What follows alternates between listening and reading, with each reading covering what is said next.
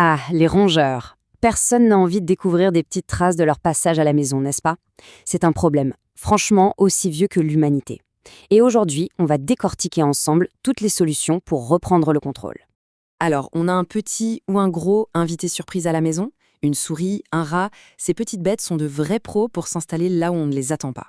Mais pas de panique, des stratégies, il y en a, et on va voir ça tout de suite.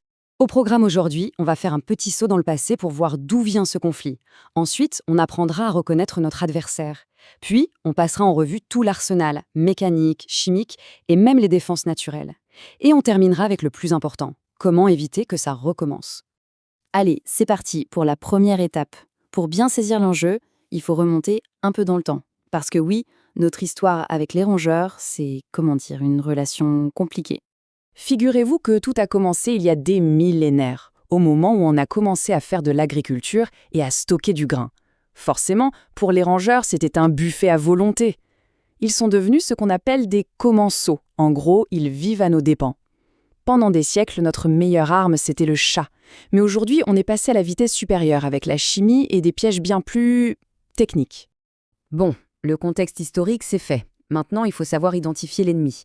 Parce que soyons clairs, on ne combat pas une souris de la même manière qu'un rat. Connaître son adversaire, c'est la clé.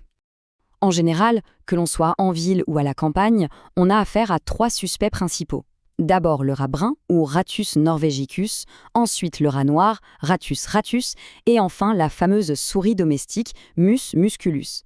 Chacun a son petit caractère, ses petites habitudes, mais heureusement, les solutions pour s'en défaire se ressemblent pas mal. Ok, l'ennemi est identifié. La question c'est, on fait quoi maintenant? On attaque avec la première ligne de défense, l'arsenal mécanique. On parle ici de solutions directes, physiques. Dans l'arsenal mécanique, on a du choix, et c'est souvent radical. Il y a la bonne vieille tapette à ressort, la classique, pas chère, mais faut avouer que c'est parfois un peu sportif à armer. On a aussi les pièges à glu, qui collent l'animal sur place, une méthode efficace, mais qui fait débat, on va pas se le cacher. Et puis il y a la version high-tech, les pièges électriques, pour une élimination nette et rapide. Le point commun de tout ça, il faut gérer le résultat. Ah, et parlons de l'appât. C'est le moment de casser un mythe qui a la vie dure. Le fameux bout de fromage, laissez tomber. Ça, c'est bon pour les dessins animés. Sérieusement. Dans la vraie vie, ce qui marche du tonnerre, c'est le beurre de cacahuète, du chocolat ou même un simple bout de pain. C'est bien plus attractif pour eux. Ok, on a vu le mécanique. Maintenant, si l'infestation est un peu plus sérieuse, on passe souvent à l'étape supérieure, l'arsenal chimique, c'est-à-dire les poisons. Alors, pour comprendre comment agissent les poisons, il y a un concept clé à avoir en tête, la néophobie. Ça veut dire quoi? Simplement que les rongeurs ont une peur bleue de la nouveauté alimentaire. Ils sont super méfiants. Ils ne vont pas se jeter sur un nouvel aliment. Non, ils vont d'abord goûter une toute petite quantité. Et puis ils attendent. Ils observent si les copains qui ont goûté tombent malades. C'est un système de survie hyper intelligent en fait. Et c'est justement là que les poisons modernes sont malins. Ils sont conçus pour déjouer cette méfiance. Comment? Grâce à un effet retardé. Le rongeur mange l'appât, mais il ne se passe rien tout de suite, il ne se sent pas malade. Du coup, il ne fait pas le lien entre la nourriture et un danger. Il se dit « c'est bon, pas de problème », et il continue d'en manger, tout comme le reste de la colonie. C'est une véritable guerre psychologique. Alors, comment ça marche concrètement? C'est un processus en 3 temps. D'abord, le rongeur mange l'appât, qui contient une substance qu'on appelle un anticoagulant, un antivitamine K. Ensuite, cette molécule agit très lentement. Elle va perturber la capacité du sang à coaguler. Et la conséquence, c'est l'étape finale. Plusieurs jours plus tard, des hémorragies internes se déclenchent et l'animal meurt. Dans les produits qu'on peut trouver, il y a différentes molécules actives, comme le diphénacum ou le brodifacoum.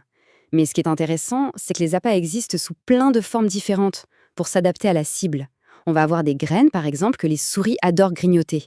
Et pour les rats, qui traînent souvent dans les endroits humides comme les caves, on utilise plutôt des blocs de pâte, qui résistent bien mieux à l'humidité. Maintenant, attention, point hyper important, la sécurité. J'insiste là-dessus. Quand on utilise ces produits, il est absolument obligatoire d'utiliser des boîtes à appât. Ce sont des boîtes spéciales, sécurisées, qui laissent passer les rongeurs mais empêchent les enfants ou nos animaux de compagnie d'accéder aux poisons. C'est vraiment une règle d'or, ce n'est pas une option. Bon, si les pièges et les poisons ce n'est vraiment pas votre truc, sachez qu'il y a une autre voie, une approche plus douce, non létale, qui ne vise pas à tuer, mais à faire fuir, la répulsion. On parle ici notamment des huiles essentielles. L'idée est simple. Créer un mur d'odeur que les rongeurs détestent. La star dans ce domaine, c'est la menthe poivrée. Son odeur de menthol très forte, les souris, elles ne supportent pas. Mais il y a aussi la sauge clarée, le laurier ou l'eucalyptus citronné qui marchent très bien. La technique? On en met quelques gouttes sur un coton et on le place sur leur lieu de passage. Par contre, soyons honnêtes, cette méthode a ses limites. Les huiles s'évaporent, donc il faut en remettre très très souvent pour que ça reste efficace. Et surtout, il faut bien se mettre en tête que naturel ne veut pas dire inoffensif. Ces huiles sont puissantes, il faut les manipuler avec précaution et faire super attention si on a de jeunes enfants ou des femmes enceintes à la maison. Voilà, on a vu les pièges, les poisons, les répulsifs, mais toutes ces solutions, en fait, elles agissent quand le mal est déjà fait. La vraie question, c'est, ne vaudrait-il pas mieux empêcher les rongeurs d'entrer, tout simplement? C'est ça la prévention, et c'est notre dernier chapitre.